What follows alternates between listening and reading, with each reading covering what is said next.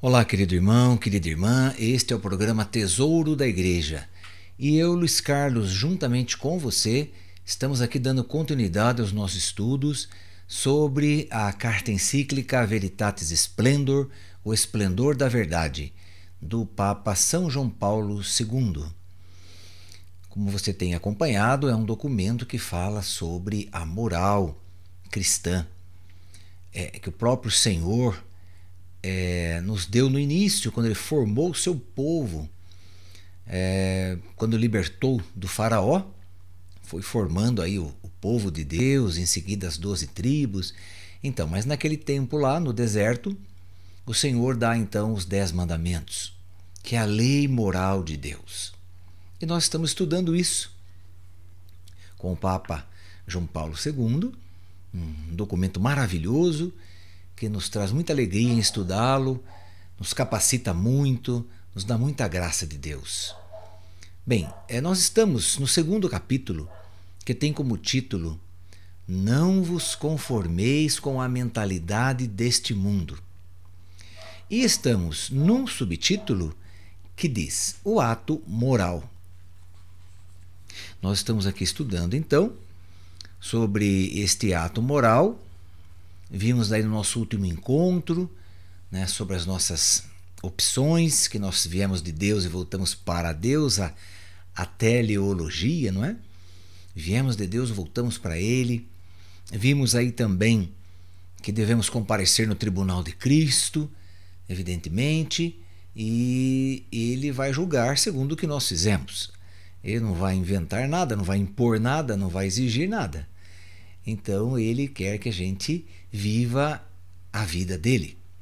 O que ele viveu por amor de nós, por amor de todos. Ele quer que agora nós vivamos também por esse mesmo amor, por esse incrível coração de Cristo, que ama e perdoa sempre, sempre, sempre, sempre. Então aí está, exemplo. Nosso exemplo, Jesus Cristo. Nosso modelo a seguir, Jesus Cristo. Nosso ideal de vida, Jesus Cristo. Nosso padrão de vida, Jesus Cristo. Para nós não tem outro, né? Porque nós somos fomos criados já à imagem e semelhança dele. Quer dizer, tudo que há em nós que não é imagem e semelhança de Cristo está errado, está confuso. Nós fomos criados assim, por Deus, segundo a imagem e semelhança do Filho. Se por algum motivo em nós não está aparecendo o rosto de Cristo, o olhar de Cristo, o sorriso de Cristo, o amor de Cristo, o perdão de Cristo, algo está errado com a gente e não com Cristo. E não com o outro também. É com cada um de nós, né? Bem, vou aqui puxar um ganchinho, do nosso último encontro. Ele faz uma pergunta aqui. Mas de que depende a qualificação moral do livre agir do homem? Do que depende? Esta ordenação a Deus dos atos humanos, por que é assegurada? Pela intenção do sujeito que age pelas circunstâncias, e em particular pelas consequências do seu agir, pelo próprio objeto do seu ato? É por isso que nós somos, então, ordenados a Deus? Sim. Este é o problema tradicionalmente chamado das fontes da moralidade. Fontes da moralidade. Precisamente a respeito de tal problema, nestes decênios manifestaram-se ou reconstituíram-se novas tendências culturais e teológicas que exigem um cuidadoso discernimento por parte do magistério da Igreja. Algumas teorias éticas, denominadas teleológicas, mostram-se atentas à conformidade dos atos humanos com os fins procurados pelo agente e com os valores que ele tem em vista. Quem que é o agente aqui? Cada um de nós, não é? Os critérios para avaliar a retidão moral de uma ação são deduzidos da ponderação dos bens não morais ou pré-morais a conseguir e dos correspondentes valores não morais ou pré-morais a respeitar. Como que é isso? Qual o critério, então, para avaliar a retidão moral de uma ação? Qual é o critério? Bom, diz aqui que o critério para avaliar a retidão moral de uma ação são deduzidos da ponderação dos bens não morais ou pré-morais a conseguir e dos correspondentes valores não morais ou pré-morais a respeitar. Para alguns, o comportamento concreto seria justo ou errado, segundo pudesse ou não produzir um melhor estado de coisas para todas as pessoas interessadas. Seria justo o comportamento em grau de maximizar os bens e minimizar os males. Então, como que é avaliada aí a nossa retidão moral? Bem, a retidão moral, ela é avaliada segundo o que nós fazemos em benefício do outro, não para avaliar os atos morais, mas para levar aquela pessoa a sentir-se bem, a sentir-se amada, a sentir-se querida. Isso não é um bem moral, não é? A pessoa sentir-se assim, ela não está sentindo-se moralmente bem, não é isso, não é verdade? Então, quer dizer, o critério então é o que você faz e você abre espaço, abre caminho para aquela pessoa. Por exemplo, um ato moral que você pratique, por exemplo, o ato de perdoar uma pessoa. Perdoar uma pessoa que fez o mal para você, está se sentindo mal porque ela fez também. Ela fez o mal, ela sentiu, ela percebeu isso. Bem, então você vai conversar com ela e perdoá-la. E, se for o caso, pedir perdão também. Bem, aí a pessoa ela se sente livre, libertada. Daí, o comportamento dela no trabalho, na casa, com os amigos, será diferente, porque ela está livre daquele peso. Então ela pode estudar, se ela estiver estudando uma faculdade, uma escola, ela pode estudar melhor, pode se formar bem, desenvolver melhor o seu trabalho. Então, é isso que o Papa está dizendo aqui. Quer dizer, eu pratiquei um ato moral, mas o critério a ser deduzido desse ato moral é o ato não moral que a pessoa vai chegar a realizar. Aí sim, eu vou dar espaço na vida da pessoa. Eu vou abrir a vida da pessoa, vou abrir as portas, as janelas da vida da pessoa. Nesse sentido. Bem, continuando aqui. Então, quer dizer, muitos dos moralistas católicos que seguem esta orientação procuram distanciar-se do utilitarismo e do pragmatismo, quer dizer, do fazer as coisas, o agir, a ação, que avaliam a moralidade dos atos humanos sem fazer referência ao verdadeiro fim último do homem. Então, quer dizer, existem alguns moralistas que são moralistas teólogos que estudam moral cristã, moral católica. Eles preferem, no estudo da moral cristã, eles querem se afastar, eles querem se afastar do pragmatismo, quer dizer, da ação, distanciar-se, né, do utilitarismo, quer dizer, de ser útil, de estar ali pronto para qualquer coisa.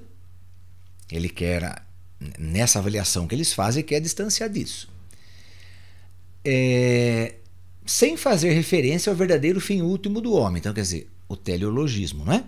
Quer dizer, vim de Deus, vou para Deus. Aqueles sentem justamente a necessidade de encontrar argumentações racionais, sempre mais consistentes, para justificar as exigências e fundamentar as normas da vida moral.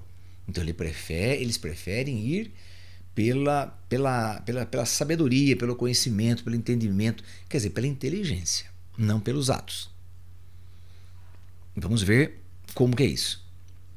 Tal pesquisa é legítima e necessária, visto que a ordem moral estabelecida pela lei natural é, em princípio, acessível à razão humana.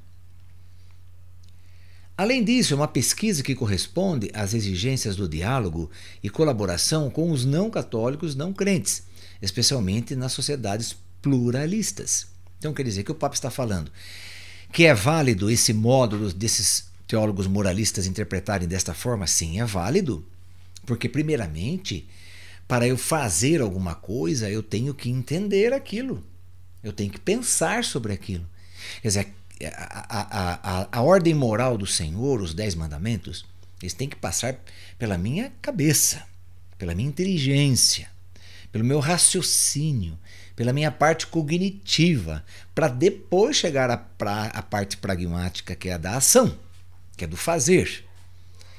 Então, nesse sentido, esses moralistas têm razão? Sim, têm razão. Mas, no âmbito do esforço de elaborar essa moral racional, existem falsas soluções ligadas, em particular, a uma inadequada compreensão do objeto do agir moral. Ah, bom. Então quer dizer, eu vou estudar os 10 mandamentos, ok? E vou então procurar entendê-los. Mas, se nessa minha procura, se nesse minha busca, nesse meu entendimento dessa lei moral, eu não pensar como Cristo pensou, como o Pai pensou, não é? É o Pai que deu essa lei. Então eu posso ir por algum atalho, algum desvio, posso cometer, quer dizer, no meu pensar. Ainda estou no pensar, não estou no agir. Então, quer dizer, eu posso sim, daí, na parte pragmática, ir para um lado que Deus não queria que eu fosse. E eu posso entender que seria por ali. Então vamos lá. Alguns não têm em suficiente consideração o fato de que a vontade fica comprometida com as escolhas concretas que realiza. Então, a vontade fica comprometida. Quer dizer, o que é uma vontade? É um desejo. Um desejo, um sentimento, um desejo de fazer as coisas. Algo que eu estou sentindo. Estou sentindo uma alegria em querer fazer, vamos supor. Então, alguns não têm suficiente consideração o fato de que a vontade fica comprometida com as escolhas concretas que realiza. Estas são condição da sua bondade moral e da sua ordenação para o fim último da pessoa. Outros ainda inspiram-se num conceito da liberdade que prescinde das condições efetivas do seu exercício, da sua referência objetiva à verdade sobre o bem, da sua determinação através de escolhas de comportamentos concretos. Assim, segundo essas teorias, a vontade livre não estaria moralmente sujeita a obrigações determinadas, nem modeladas pelas suas opções, embora permanecesse responsável pelos próprios atos e pelas consequências. Esse teleologismo, como método para a descoberta da norma moral, pode então ser chamado, segundo as terminologias e perspectivas adotadas pelas distintas correntes de pensamento, de consequencialismo ou proporcionalismo. O que seria isso?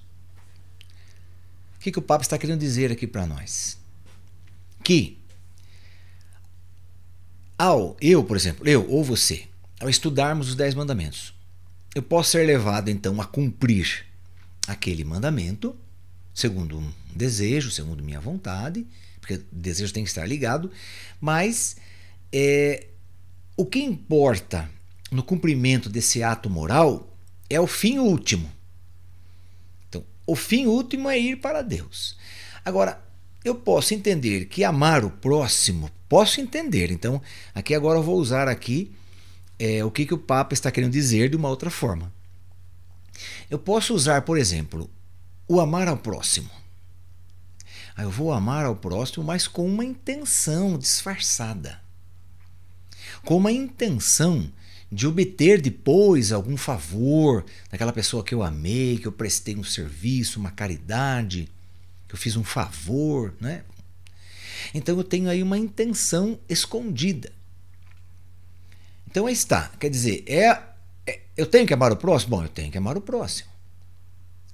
Agora, eu tenho que amar o próximo no sentido de o meu fim último ser a Deus.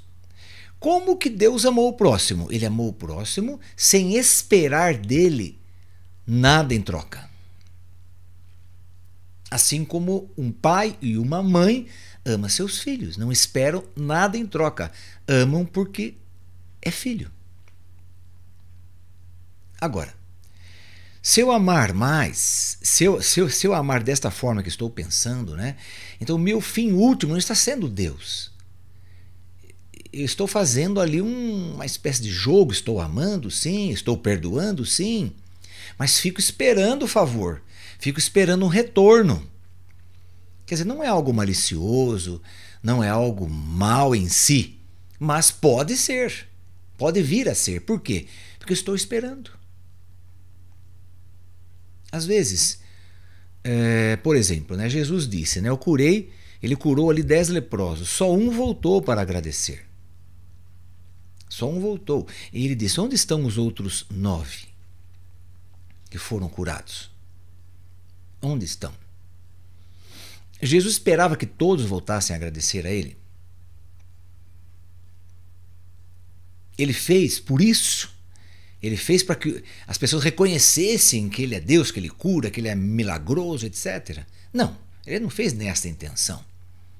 O fato de agradecer, de outro agradecer o que ele recebeu, é uma graça da própria pessoa que está pedindo, que está fazendo o agradecimento. Não porque Jesus precisava do agradecimento, não, de forma alguma. E ele esperava para ele ser honrado, para ele ser glorificado? Não esperava por isso. Ele esperava porque se a pessoa reconhecer que o outro fez como um bem, aí sim. Agora, se eu fico esperando que o outro venha me agradecer porque eu acho que ele me deve agradecer, quer dizer, então eu amei a pessoa, eu perdoei a pessoa, eu ajudei o próximo, mas fico esperando o retorno, então o meu fim último não é Deus, é isso que o Papa está falando. Então é uma questão de consequencialismo ou proporcionalismo. Quer dizer, de acordo com o que fiz, eu quero agradecimento. Entende? Então, isso não é bom. Isso não é bom. Esse desvio de pensamento não é bom. O primeiro, o consequencialismo, pretende deduzir os critérios da retidão de um determinado agir somente a partir do cálculo das consequências que se prevêem em derivar da execução de uma opção. Quer dizer, então, o consequencialismo pretende o quê? Pretende, sim, fazer o cálculo das consequências da execução do que você fez. Já vai prevendo. Olha, se eu amar aquela pessoa, se eu perdoar aquela pessoa, bem, então vai acontecer isso, vai acontecer aquilo, ela também vai me ajudar no dia que eu precisar, e tal, e então então estou imaginando, estou vendo um consequencialismo, quer dizer, estou querendo uma consequência, estou realizando aquilo esperando uma consequência. E o proporcionalismo?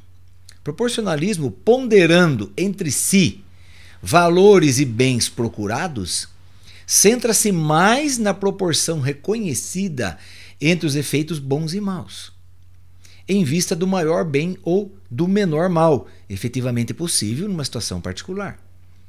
Então, quer dizer, o que é esse proporcionalismo? Bem, o que eu fiz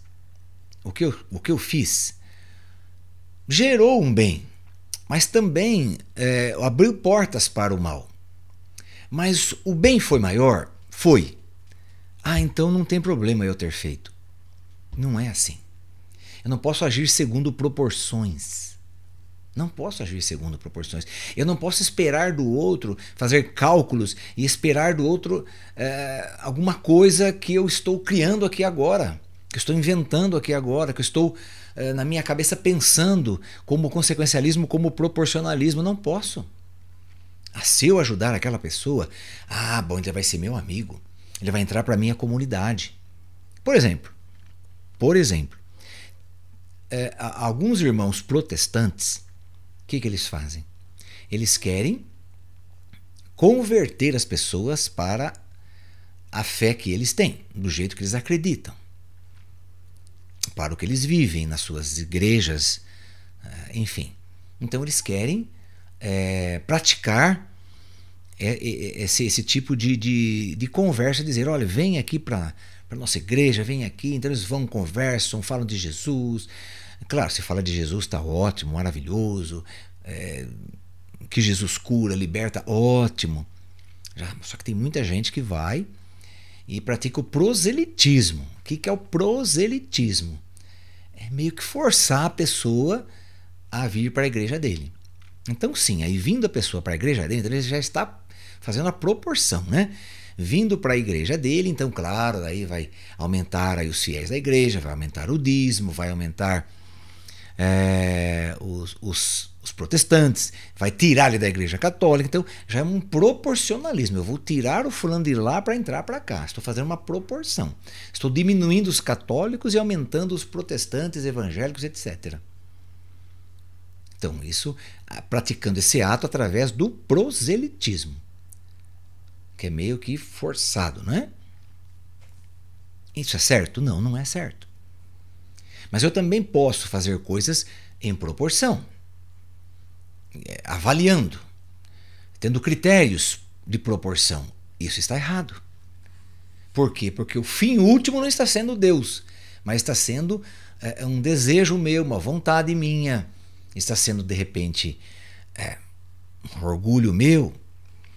Entende? Então são ferramentas aí que nós não podemos usar de jeito nenhum. As teorias éticas teleológicas, proporcionalismo e consequencialismo, apesar de reconhecerem que os valores morais são indicados pela razão e pela revelação, considero que nunca se poderá formular uma proibição absoluta de comportamentos determinados que estariam em contradição com aqueles valores, em toda e qualquer circunstância e cultura. Eu vou repetir essa frase, para nós entendermos bem. As teorias éticas teleológicas, proporcionalismo e consequencialismo, né, esses dois casos aqui. Apesar de reconhecerem que os valores morais são indicados pela razão e pela revelação, quer dizer, revelação de Deus, né? Considero que nunca se poderá, nunca, olha a palavra forte aqui, nunca se poderá formular uma proibição absoluta de comportamentos determinados que estariam em contradição com aqueles valores, em toda e qualquer circunstância e cultura. Nunca se poderá formar uma proibição absoluta, eles dizem. Então, por isso que eles agem no consequencialismo e no proporcionalismo. Então, isso está errado. Por quê? Porque a lei moral de Deus ela é absoluta em si mesma. Como que eu posso falar que ela não pode ser uma proibição absoluta se ela já é absoluta? Porque ela veio de Deus. E Deus é absoluto. Então o que eles querem dizer? Que em determinadas culturas eu não posso exigir que aquela pessoa que está se convertendo para o cristianismo, que ela viva aqueles 10 mandamentos de acordo como estão ali, porque a cultura dela é diferente. Eu não posso acreditar nisso. Eu não posso acreditar nisso, mas segundo alguns teólogos que querem provar o consequencialismo e o proporcionalismo, então sim, quer dizer, de acordo com a minha cultura, eu posso fazer isso. Por exemplo, no protestantismo, a pessoa pode se casar, descasar, casar, descasar, casar, descasar. Como é que é isso? Se Deus falou, aquele que se uniu, o homem que se uniu à sua esposa, é para sempre. É para sempre que se uniu. Tornou-se um só corpo. Uma só carne diante de Deus. A mulher que saiu de mim, não é verdade? É osso dos meus ossos e carne da minha carne. Mas, aí que está. No protestantismo, as pessoas Caso, descaso e caso, descaso. Então, está vendo? É um proporcionalismo, de acordo com o que eles acreditam. Mas não está de acordo com a lei de Deus. E isso já vem desde o Antigo Testamento, evidentemente. Jesus prega muito isso. Então, quer dizer, como é que no protestantismo as pessoas podem dizer eu acredito em Jesus, mas então acredita proporcionalmente? Ou acredita de um modo de conveniência, aquilo que me convém? Eu acredito, aquilo que não me convém, eu não acredito. Então, como é que é isso? Então, esse tipo de teleologia não serve. Não pode ser. Nós não podemos encarnar isso e acreditar nisso. Não podemos. Não podemos viver isso, melhor dizendo. O sujeito que age seria certamente responsável pela obtenção dos valores pretendidos. Mas segundo um duplo aspecto, de fato os valores ou bens implicados num ato humano seriam, por um lado, de ordem moral, seriam relativo a valores, e por outro, de ordem pré-moral, também chamada não moral, física ou ôntica, relativamente às vantagens e desvantagens ocasionadas, seja quem age, seja qualquer pessoa neles implicada antes ou depois, como, por exemplo, a saúde ou a lesão, a integridade física, a vida, a morte, a perda de bens materiais, etc. Num mundo onde o bem sempre estaria misturado com o mal, e cada efeito bom ligado a outros efeitos maus, a moralidade do ato seria julgada de maneira diferenciada. A sua bondade moral, com base na intenção do sujeito referida aos bens moral, e a sua retidão, com base na consideração dos efeitos ou consequências previsíveis e da sua proporção. Consequentemente, os comportamentos concretos seriam qualificados como retos ou errados, sem que, por isso, fosse possível avaliar como moralmente boa ou má a vontade da pessoa que os escolhe. Tá vendo? Aí se torna aí uma armadilha. Deste modo, um ato que, pondo-se em contradição com uma norma universal negativa, viola diretamente bens considerados como pré-morais, poderia ser qualificado como moralmente aceitável se a intenção do sujeito se concentrasse, graças a uma ponderação responsável dos bens implicados na ação concreta, sobre o valor moral considerado decisivo naquela circunstância. Querido irmão, querida irmã, não é bem por aí, não é? Então, nós temos que perceber, entender que as coisas que Deus colocou para nós é para toda a cultura, é para todos os tempos, é para todos os momentos. E se é um não matarás, não cobiçarás as coisas do outro, eu não posso, não tem uma proporção, não é porque segundo minha cultura, não é segundo a consequência, não pode ser assim. Se for assim, então, se for assim, nós seríamos protestantes, então. O que o protestante prega? O que Lutero ensinou? O que o Lutero sempre acreditou? Olha, a interpretação da palavra de Deus, cada um interpreta como quer. É assim que ele ensinou. E é assim que até hoje no protestantismo é assim. Cada igreja fundada tem lá o pastor que está à frente e ele vai interpretando a palavra do jeito que ele entende. Como Lutero dizia, cada cabeça uma sentença. Isso está certo? Não está certo. Não está certo. O ensinamento de uma doutrina, ele sempre tem que permanecer o mesmo, nunca pode se alterar. Sempre o mesmo.